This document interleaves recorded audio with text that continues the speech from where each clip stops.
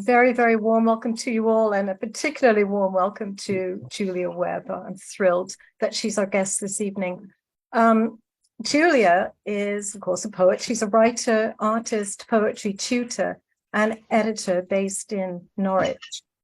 She's a poetry editor for Lighthouse and is on the committee of Cafe Writers. She has 3 poetry collections with Nine Arches Press: Bird Sisters, which came out in 2016, Threat, 2019, and her latest one, The Telling, published in 2022. Her work has been published widely in UK journals and anthologies. In 2011, she won the Poetry Society's Stanza competition, and in 2018, she won the Battered Moons poetry competition. She's had 2 poems highly commended in the Forward Prize: Sisters in 2016, which we'll be lucky enough to be hearing shortly, and also Crash Site in 2022. Her most recent collection, The Telling, was listed as one of Expert Review's best poetry books to buy in 2022. Julia has a BA Honours in Creative Writing from Norwich University College of the Arts and an MA in Creative Writing Poetry from the University of East Anglia. What I absolutely love about her writing is that it explores that really difficult and dark territory, those sort of hidden corners, if you like, of everyday life, of human relationships, and also what she might call the uncomfortablenesses of the body.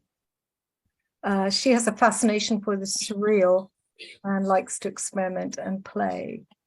So, Julia, do you happen to remember when you first wrote a poem and what it was about? I do remember writing one, well, in my head, as I used to make up rhymes as I walked to school and went shopping for my mum and stuff. And the first one that I ever remember writing in my head, I remember I went home and told it to my mum because I was so pleased with myself, and she was very unimpressed.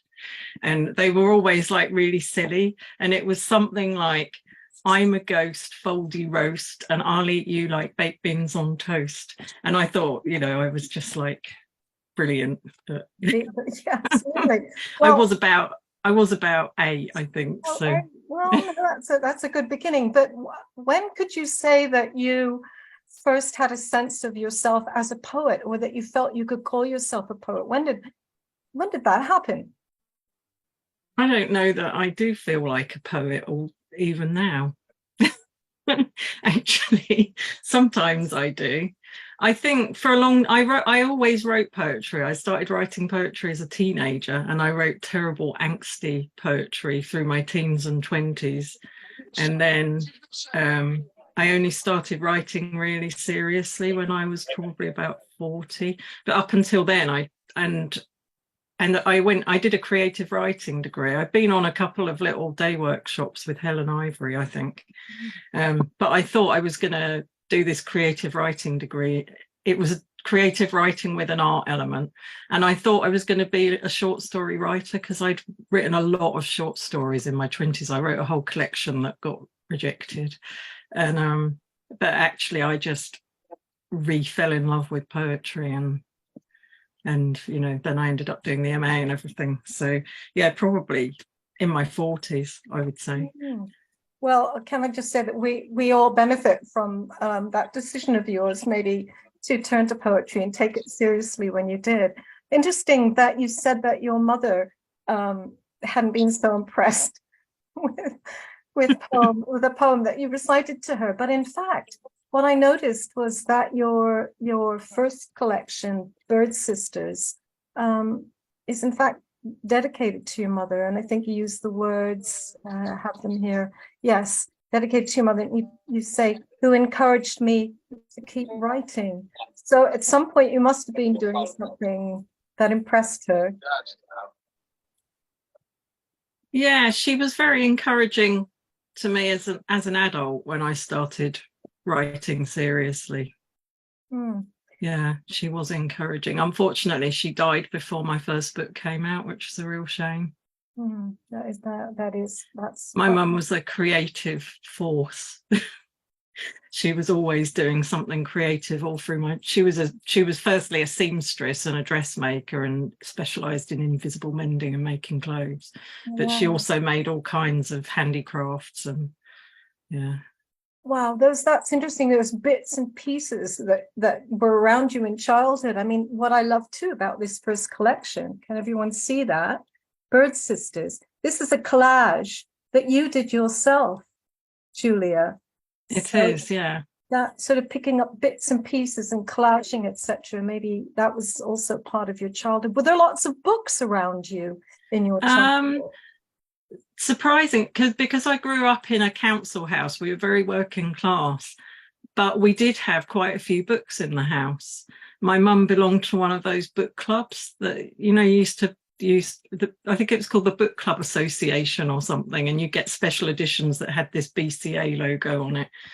And so there were quite a lot of books in the house, and whenever we went to Norwich, which was about twice a year on the coach from our hometown, we would go to this secondhand bookshop, and I'd be allowed to choose a book in the secondhand bookshop. I usually used to buy Enid Blyton, but that was very exciting for us. Sort of, yeah. So there were definitely books around, and my mum taught me to read using Dr. Seuss, which might be why I quite like rhythm and rhyme. Sort of, it goes right back to then. But she also bought me. There was a few not very many, but there was a few poetry books in the house as well when I was a kid. Do you have any of those still? Yeah, I do. So this was one that I had that my mum bought me. Actually, I think it's Xmas 1972. Oh, that's so wonderful. I would have been 6 when she bought me this, but and I just dipped into it all. But we also had the Oxford Book of Poetry and the Oxford Children's Book of Poetry, and I remember there was one edition. It was a penguin, where you get several poets in a book. It was from the 60s. And she also had a book of Bob Dylan's lyrics, which I used to read a lot when I was a teenager. So yeah, we didn't really do poetry at school, but I definitely was exposed to it at home. And my mum knew the charge of the library. Used to recite it. That's quite a party trick. Yeah. So you had lots of these wonderful experiences with books and books that were actually maybe available to you. So that was a really good start. Yeah. Julia, I'm just going to take you back about 9 years. And that was my first meeting with you. It was Brighton, and we were both shortlisted for a pamphlet competition sponsored by Pig Hog and the Poetry School. And I have to say, I was mesmerized by you and your work at that time. And I really so enjoyed meeting you and talking to you. And I just got the impression that, here was a poet to take very seriously. And the interesting thing about that time was that I think that particular pamphlet that was in that competition, of course, never in and of itself got published, but did the majority of those poems then find their way into the wonderful Bird Sisters? I think it was like the beginning of Bird Sisters. I don't think all the poems made it into Bird Sisters. I can't remember really now what was in it, but definitely some of them. There were definitely some of them were in it, I think. Yeah. I really enjoyed hearing you at that event as well. It was a very good event, wasn't it? It was a great event. But it was nice out there. And I do remember that. And ever since that time, I have been following your career and watching you with some wonderment, I have to say. But let's think about and have a little look at Bird Sisters. And in a minute, I'm going to ask you if you'd be kind enough to read a poem from there. But what I love about this collection, it's a collection which deals with very surreal transformations, and it certainly blurs the boundaries between the magic and the everyday. we have lots of wonderful counterpoints of wildness set against the anchors of daily life. And Manisa Alvi wrote that, these are her words, "Bird Sisters exerts a powerful hold, as if to read it is to be haunted by things one half remembers." So I think it's a wonderful description. So I'm just going to share, Julia, the first of the poems that I would love to hear from you. Can everybody see that?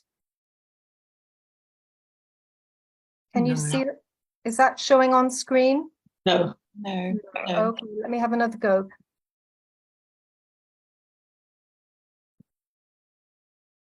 Says that you're sharing computer sound. It does say I'm sharing computer sound, and I'm certainly not sharing computer sound. I'm trying to share Julia Webb's poems. Here we go.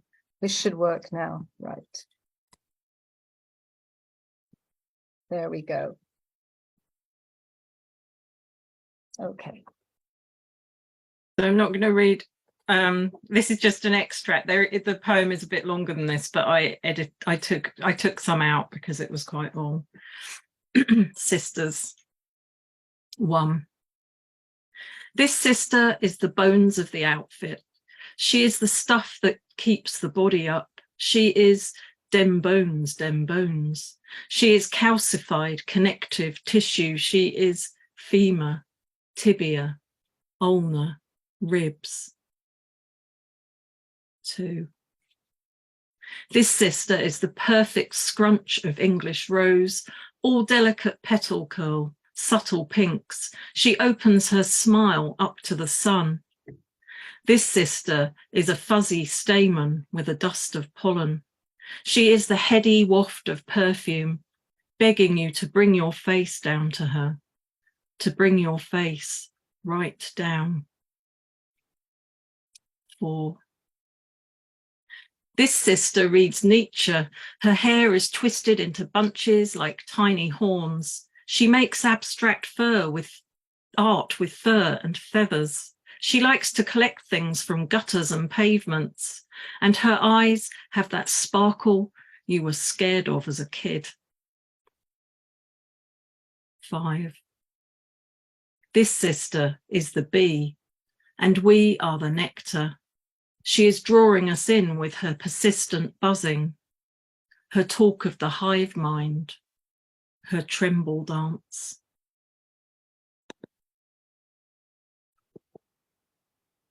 So I love this poem, Julia. It really gets into, I'm just leaving it on the screen for a second, it really gets into viscera, tissue and bones, as well as into the heart of foibles and personality. I love the way this lens swings back and forth, and here we have a multiplicity of sisters. We have the possibility of sisters. We've got maybe quite a few siblings, or maybe just one, or maybe even these are just the moods and modes in oneself, a sistering of oneself. There's so many different ways into this poem, and I love that. So you took the title Bird Sisters for the entire collection. It seems to me, knowing the collection, it is a perfect title, but why did you want that this is a title for your first collection? What is it about sisters and describing them as birds or as bird sisters? How did you come up with that? Well, do you know, for a long time it wasn't called that. It was called The Bird Inside, I realized when I was looking for the poems earlier. But really there are a lot of poems that are to do with siblings in the book. I have quite a problematic relationship with my sister, sadly, and my brother is dead. So I think I was just exploring the possibility of what sisterhood is and what it can be. So and also the wider sisterhood in the wider terms. But I was quite interested in how siblings treat one another as children as well, and how cruel they can be. And yeah, I mean, that poem isn't particularly about, there's another sequence in the book that is about that, But yeah, I was just really interested in that, in the wider idea of sisters and what they can be, because they can be anything, can't they? It was, and once I started exploring that, it was quite liberating.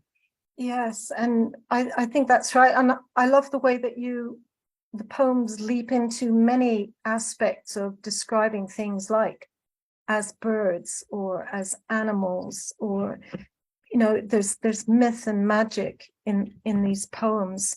Can you say something about how sort of magic and myth has gripped you so much? There's such a surreal element in this collection as well. I think it's a thing that I like in writing myself when I'm reading other people. I grew up in a town that was completely surrounded by Forestry Commission pine forests, so that the atmosphere of that bleeds into my writing, I think. But also I read a lot of fairy tale as a kid, and obviously fairy tales are full of magical realism, aren't they? They used to, because one thing we used to do every week was go to the library, and they had these books like the red fairy book, the yellow fairy book. There's like there's masses of them. I remember those. Yeah, so I read those, and my mum also read me The Hobbit and Lord of the Rings. But also, when I first started reading, the thing that I remember most wanted to make me a writer was when I was about 6, was The Enchanted Wood by Enid Blyton, where like animals talk. And so I'm just really interested in that sort of, the idea that nothing is as it seems on the surface, and that we're almost like, it's like parallel worlds, isn't it? Like we're sort of only a breath away from a different kind of reality. Yes, we're a breath away from the wilderness, the wildness, or indeed that forest. It's only a step away. I love that when you describe that the forest was close to you growing up, and that you loved the Enchanted Wood.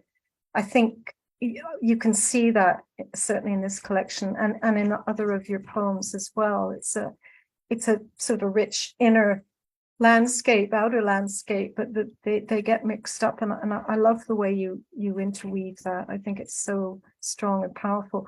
There's another lovely series I'll just mention quickly in this collection, where you've got prose poems, and they're written very much in the voice of a child. I love in these poems, suddenly there are capital letters in the way that a child or an adolescent might suddenly feign, you know, horror or disgust. And again, I feel that's another way it's like you've given the camera to another sort of character and allowed that character to film from their point of view. So it's a sort of another type of reality, really. Those were quite interesting poems to write. The first one I ever wrote of those was the one that won the stanza competition, actually. But and I don't love that one now. But what was interesting about those, I think, so I remember somebody once getting annoyed with me at a reading when she discovered they weren't true, because my dad isn't religious, he's actually an atheist. But as those poems unfolded, like I had a compulsion, I'd leave them alone for a while and then a new one would come. But the central character, that's a smallish girl, turns out quite horrible, actually. So yeah, it was interesting. It's a bit like if you write fiction, I suppose. Like I was a bit horrified that she was becoming so horrible, and was wondering if maybe that was an aspect of me. I don't know. Well, but this is what's fascinating. There are all these different aspects that, you know, again, it's sort of quite collagey in a way, just putting these different ways, these different focuses, I think are really so intriguing that you managed to do, Julia. And then, of course, after Bird Sisters, 3 years later, along came the wonderful Threat, which is, I won't hold it up upside down, I'll hold it up the right way round, which again is another really intriguing collection. And about this particular collection, Esther Morgan, I love her words. She wrote, "The past is as claustrophobic as one of the cramped houses Julia Webb so vividly describes, where families are cooped up together in dangerous proximity. Great words, dangerous proximity. I read that you'd wanted to call this collection Hometown, but I think Carrie Etter got there first, or Yeah. perhaps Adele, the singer, got there first. I don't know. But that's quite a hint about this particular collection's context when talking about hometown, because I think it digs very deeply into concepts of the negotiation of boundaries and self and growing up in a particular place. Yeah. So just to introduce this collection, I'd love it if you could read the next poem for us, and I'll share that.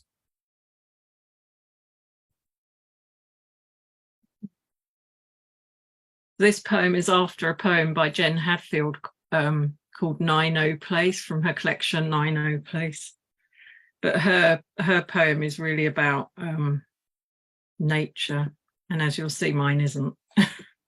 We hung out a lot in public loos or in the school loos as teenagers. I don't know if that's still a thing that teenagers do.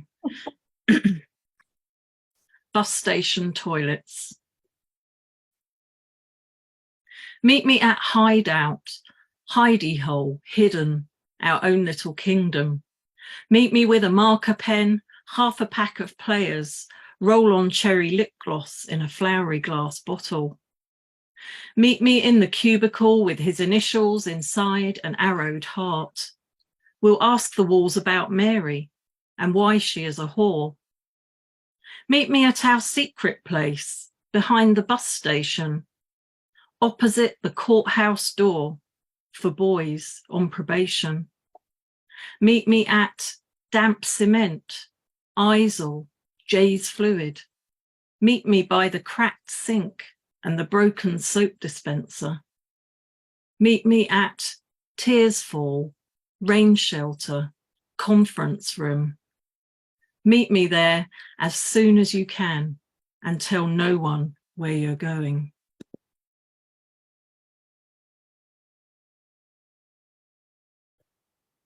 Thank you, Julia. So that is, there's so many strong visual images in that poem, hints of humor, but there's also menace in there. And I think that probably ties in very neatly with the idea of threat. And again, that's a brilliant title for a collection. Can you tell us a bit more about how you arrived at that as your collection's title? I can't remember exactly.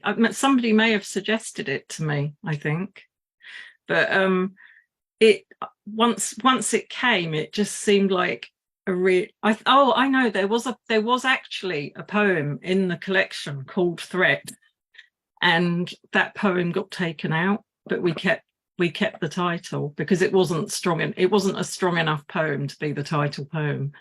But I think Threat, that coming of age in a small town, I think there is a sense of threat, especially for girls, and like you're negotiating the world of boys and sex, and there's a lot of complex and horrible stuff that happens when you're a teenager, and I'm sure that is still the same now. It's probably just different, but also in the context of some of the family poems, I think that sense of threat is there as well. Yeah, I think the collection really conveys that. We get these very interesting snapshots of the family and sort of everyday life, like Saturday was Crumpet Day. They're quite gritty poems, but there's something going on behind it. This idea that not everything is safe, not everything is maybe as it seems. Yeah. Do you think this collection maybe, how can I put it, maybe required a bit more from you as a poet than Bird Sisters? I'm asking you that question because I read in a blog of yours that you said you were quite, what did you say? You're a bit worried about this collection. You said it felt very, very exposing. Yeah, I think that's really true. I think the first collection is quite personal in some ways, but it's a bit more at a distance somehow. And I think as you grow as a writer, you just become a bit more confident about writing about real stuff, or even if it's not entirely real, you know, there are more real aspects to it. And it did feel more exposing, and I felt maybe that I was going to be judged more harshly for it somehow as well. You know, there's the whole thing about where women are judged for writing confessional poetry. More like Sharon Olds territory, that yeah. kind of thing. But so yeah, it did feel more exposing, and it also felt like I had to do it, and it had to, you know, and once it was out in the world, it was its own thing, and I was all right with it then. But it was a bit scary. But I feel like with each book I've written, I felt like that, actually. Yeah, interesting, because you also say that after Threat came out, and incidentally, I really applaud how many of these poems just go straight into the heart of grief. I know that's a really hard thing for anybody to write about, and some of the poems are just amazing. I really commend them. Anybody who's not read this collection, you must read it. Oh, thank you. But interesting, because you said that after having written Threat, you had the post-book slump that you hadn't really had after Bird Sisters.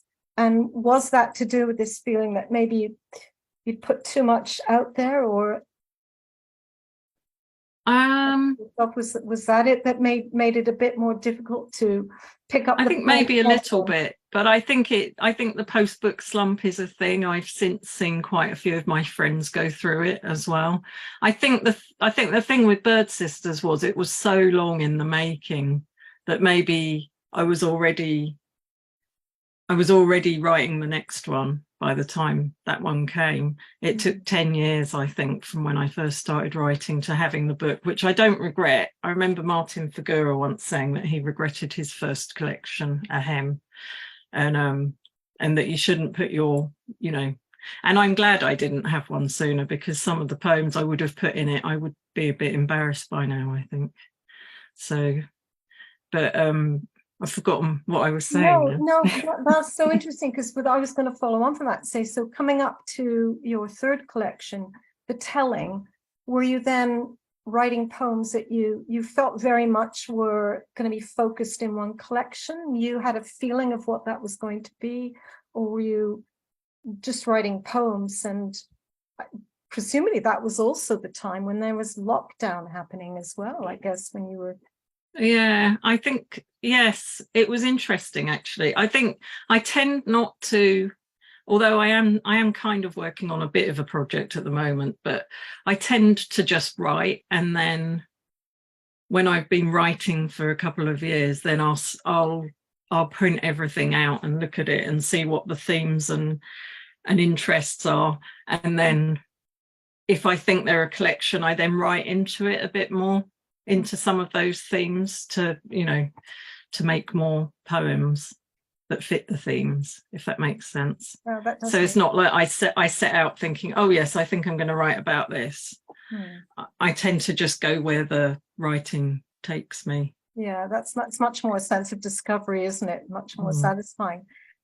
So in The Telling, your marvelous third collection, I love that the title conveys, amongst other things, the meaning of bearing witness to. And I feel that these are poems that really imaginatively chart the susceptibilities and fragilities, even the derelictions of relationship.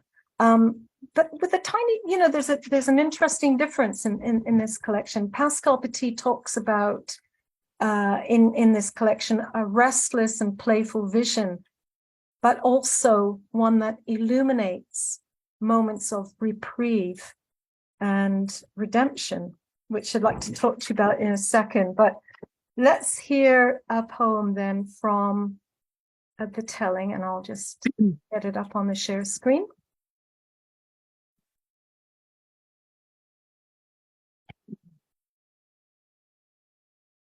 And yes, here we go.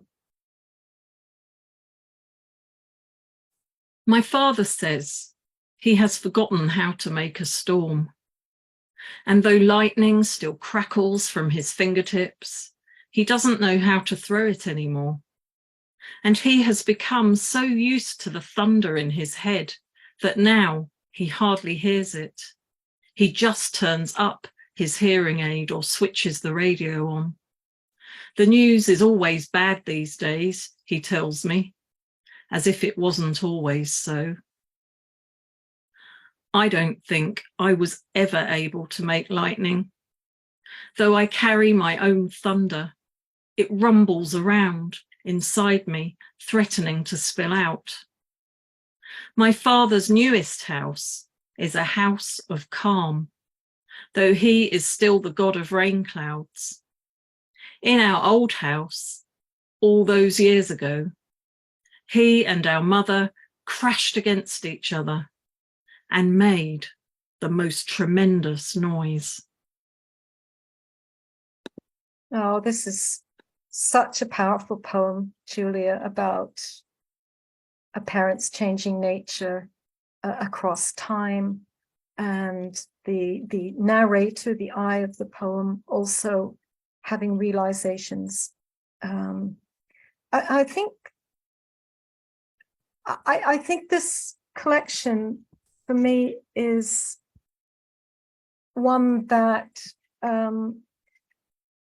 that seems to have a deep philosophical slant to it. It's like there's a really nice wisdom in here, a kind of a wry maturity, if I could call it that, which I think maybe Pascal Petit was getting at when she said there was moments of reprieve and redemption, whereas in the previous collections, things, many poems are very, very intense and very, very powerful for that reason.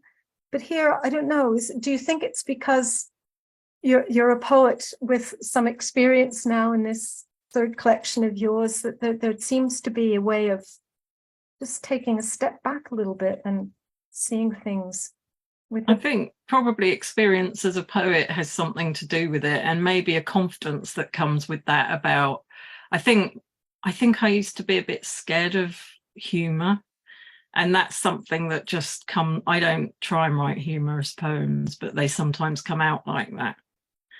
And I've seen with some of my students actually that they're a bit scared of that. And in fact, I had a conversation with my regular little class that I teach on a Friday about it last week, where one of them had written this really great poem, but it was quite wry, but it was saying something really important. She was a bit scared of even showing it to us. And I think maybe I think because people like Wendy Cope have often been written off a bit for being humorous. So I think I was a bit scared of being humorous. But I think also just with age and maturity, you start seeing things from all different sides. And I'm a great believer in counselling as well. And I've had a lot of counselling, and I think that opens up different ways of looking at things and different understandings. For example, I just for a lot of years I just thought my dad was really difficult. Well, he can be difficult, but I realized recently that he's on the autistic spectrum, and that really explained a lot of his behavior when we were kids. So it's just like seeing things from different perspectives, I think. Yeah, I think I love that, because I think that's exactly right. And you get that feeling in the poem you just read to us, that there's more understanding there. There's a sort of a more 360 view, or there's just a greater perspective, wider perspective. And the voice in previous collections is equally and wonderfully valid, because it's so present in particular events. But this maturity, or this I don't know, it's little bits of air or light in some of these poems. I really love them. There's a great title in one of your poems, which I think can only come with sort of maturity. And it's the title of the poem is I'm always, no, hang on. If only someone had told me the rules. And what about that is, as we all get older, I mean, isn't that more and more true? Absolutely. Yeah, it really is. It really is. Yeah. And I think what you were saying really relates to counselling. So I think it's the same with poetry. You go through the more, I think I went through cathartic poetry, which was the stuff I was really glad didn't get into my first collection because it was just too relentlessly awful of like processing stuff. And then I came back and did some more processing in threat, I think. And now I'm at a point where I'm looking at why people behaved the way they did, and I find that really interesting. You know, like my mum could be quite tricky, but she had a lot of trauma growing up, so I was I'm still quite interested in that.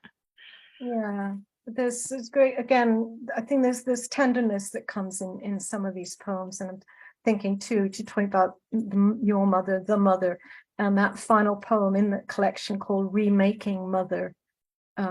It's like putting her together from bits of things around the house, a bit like what you were describing, the way your mother actually was in her life and in her household.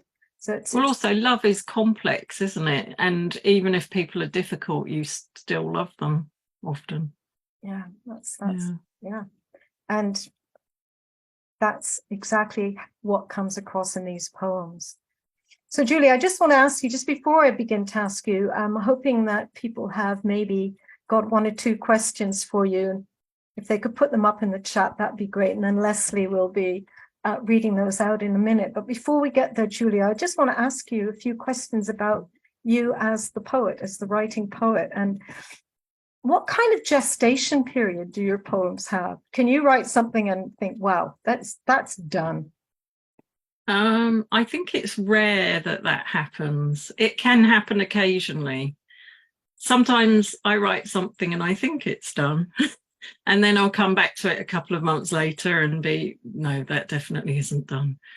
So yeah, one has to be careful of sending work out in the world too soon, I think. Because you fall in love with it, don't you? And it's like the most wonderful thing you've ever written, and then 3 months later you realize it needs a bit of work. So some poems do only have like 1 or 2 drafts, and then I've got others that have 10 or more even. And sometimes you have a poem that you know it has something, but you can't, it's never quite there. There's a poem, I think it's in Threat, called Garden, and that poem, like, I remember writing it after I went to see Alice Oswald read at UEA in Norwich, and she read, there's a really, I think it might have won the Forward Prize actually for best poem. It was a poem called Dumped. And I went home and I was so inspired. I wrote this poem about my overgrown garden, and I just kept picking away at it, and it went in the collection. And then Jane Kemain kept saying, it's not quite working, but it's got something, you know. And we couldn't. And then one day when we were having an editing session, she just said, why don't you try switching these bits around? And then suddenly it worked. So if you feel a poem's got something, it's worth sort of keeping on it, I think. But also sometimes, like, I took a poem out of my first collection and then it went into the second one. So it's like finding where poems fit. But even now, when I look at that first collection and the second one, there are lines I would take out. So I don't know if editing is ever done, really. Perhaps not. But it sounds like you'd recommend maybe putting poems in a proving drawer for a bit of time anyway. Definitely. Yeah. Have you got, I know you used to scribble away in reporters' notebooks. You said when you started your career, I read it somewhere, I think in one of your blogs. Have you got a notebook there that you could show us? This is my current notebook. At the moment, well, I really like yellow paper. And I really like red pens. Red pens are my pens of choice at the moment. Why red? Why red pens? I don't know. I don't know. Seem very It's just authoritative. it's just like a quirk, I think. But I mean, you can see it's got all kinds of it's got like quotes and poems that I've written and bits of reviews that I'm writing. So I tend to, apart from I've got a separate notebook for my morning pages, but I tend to just write everything in together, which probably isn't the best way of writing, actually, because then you have to trawl through hundreds of notebooks to find stuff. But then it can be a wonderful discovery and adventure. That's true. Just before I hand over to Leslie with a couple of questions from our lovely audience, just want to ask you, of course, you're very much a vibrant part of the poetry community, or you're vibrant part of the vibrant poetry community, because of course you are in Cafe Writers, you're an editor of Lighthouse. What must be quite hard when you get hundreds of poems coming at you from would-be poets and people who are desperate for publication? Must be really hard sifting through that. But I was wondering if you tend to notice like big trends in what comes in. I mean, for example, and I'm not being flippant, but for example, now would you be seeing everyone writing about forest fires, for example? I mean, are there trends? That definitely happens, yeah. I know. I particularly notice that when I print out the Cafe Writers competition entries. Like you can, like, you know, a few years ago there was lots and lots of poems about refugees, and not so many now, but there are still some. But also you tend to know, like, you'll get a bunch on the same theme and you'll think, oh yeah, there must have been a workshop that everybody went to. Yeah, does that tend to put you off them, or no? If it's a good poem, it's a good poem. But yeah. Okay, well, Julia, for the moment, thank you very much. Hoping there might be time to hear one more poem from you in a minute. But let's go to Leslie to see if she's got one or two questions from the audience. Well, yes. Does anybody have any questions? I don't think we've had any questions. Here we have one question coming in. So for Julia, do you see the three books as entities dealing with three different domains, or are they more like companion volumes in your eyes? How do they talk to each other for you? So what's the relationship between your books? Are they separate entities, or do they weave together? That's a really interesting question. I think they are separate entities, but they do have overlapping themes. Definitely. So in that way, they are companion volumes as well, I think. I was really worried about that, especially with the last book. I was worried that I kept coming back to the same stuff, and I was thinking, oh my goodness, I should be going away and doing some research and writing about something else, you know, instead of keep going back to these things that you have themes that you're interested in as a writer, like grief and how people relate to each other and various different things. And then I heard Andrew Macmillan was talking about it and saying that he'd had that same, I think it was either Andrew Macmillan or John McCulloch, I can't remember, but and saying that you might come back to the same themes, but you come back to them with a different set of eyes and a different voice, if that makes sense. Mm-hmm. Yes, so I think Edward Hirsch said poets just write the same poem over and over again. It just has a slightly different face, or it's like baking the same cake with a slightly different icing, or the same ingredients are going in, aren't they? We've got a question here about morning pages. Are you a committed morning pages person? Yes, I am, and I would highly recommend it. So Morning Pages comes from The Artist's Way and by Julia Cameron, and she suggests writing 3 longhand pages of whatever comes out of your head with no editing, and it's only for your eyes and for no one else's eyes. And for me, I find it really helpful, and it frees me up, and I get a lot of the crap out of my head that way. And sometimes I have ideas. Sometimes I just write affirmations or lists. Sometimes I write a great big poem, but I would definitely recommend it. We've got another question here about a kind of relationship with the subject, the accountability to the subject. For example, if you're writing about your parents, is that something that's difficult? Do you talk to them about the content of your poems, or? Well, my mum is dead, so no. But my dad, surprising, I didn't think he'd never shown any interest in my work at all, but he has read all my books and he said he didn't understand the first one. The second one he liked, which surprised me. And the third one, he said, well, you've got your own perspective. So, and my sister has read them as well. So, yeah, I was scared of showing them to them. And I was surprised that they read them as well. It's quite a thorny area, isn't it, that relationship between the subject and the writer. I think that sort of slightly feeds into the next question we've got here, our last question, I think. How do you balance the fear of feeling a poem is too revealing or too confessional with writing compelling work that feels authentic? Sorry, can you repeat that question? Yeah, sure. I think it's about the balance between being revealing but too confessional, but whether or not that then reduces some authenticity if you're too controlling of the material, too restrained. I think there is such a thing as being too confessional, I would say.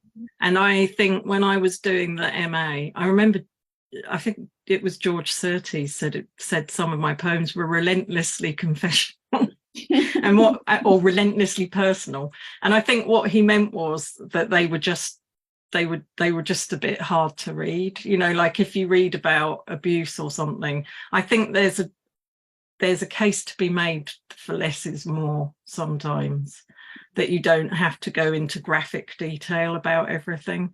And because otherwise it's like reading a misery memoir. So you're just reading about some, you know, you might have had a similar experience, but you're just reading about someone else's misery, really. And I think if you can pull back from that a bit and just maybe skirt around the edges of it or hint at it, it gives more room for the reader to bring their own reading to the poem, which is a more generous way of writing, I think. That sort of power of suggestion really working. Yeah. So because when you read a poem, you bring your own baggage to reading the poem, and if the meaning of the poem is a bit more open, it allows people to resonate more with it personally, I think. That makes sense. One last really quick question from Jilly, actually. Do you always keep a theme for each book, or do you let poems in, whether they fit or not?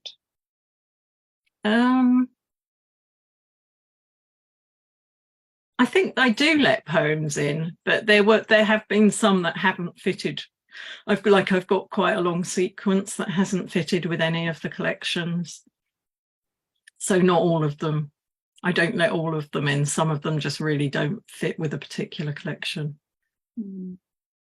Great. Well, thank you so much that was just so rich. I'm really looking forward to listening to it all over again. And I really love that sense of the proximity of different worlds, like the magical, the enchanted, the threatening, the menacing, the kind of just the domestic, all those sort of layers that seem to weave across your poems. I really enjoyed that. So Leslie, do we have time for Julia to read a last poem? It'd be lovely if... Yes, let's have one more, and then perhaps we could unmute after that and just to give a big round of applause and thank you.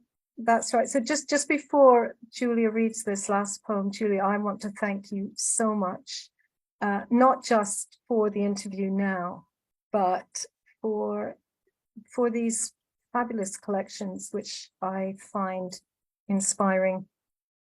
No two words about it. They are just very, very inspiring, and I thoroughly recommend them to everyone. So we will now share your last poem for us today. Just before I read it, I want to say thank you, Katie, because you've hosted wonderfully, and it's really nice to be made to think about your work, actually. So, this is a more recent poem. It was published, I was saying to Katie earlier, it was published on Atrium last year. And then when I came to put the poems together for this event, I realised it needed more editing, so I've edited it some more since then. My father was in love with his office. He lived for his office. Each morning he took the sandwich he had made the night before and he walked to his office. He opened the office door and sat in his chair. Where did he put his sandwich in the office? Where was the kettle? Where did he keep his cup of tea? My father was a very important office. He drew things on the computer. My father knew how to draw important things and how to engage in office-to-office conversation. He was more office than the office itself. When my father slept, did he dream of the office, of sitting at his desk making important decisions? Did he dream about talking on the office phone, of swiveling round on his office chair? When my father was no longer the office, he was a lost thing. He was a crashed computer. The office had kept him upright all those years, and now he was slumped and broken. I would like to put the office back inside my father, but I don't know how. There should be a special office for men like my father who have lost their office.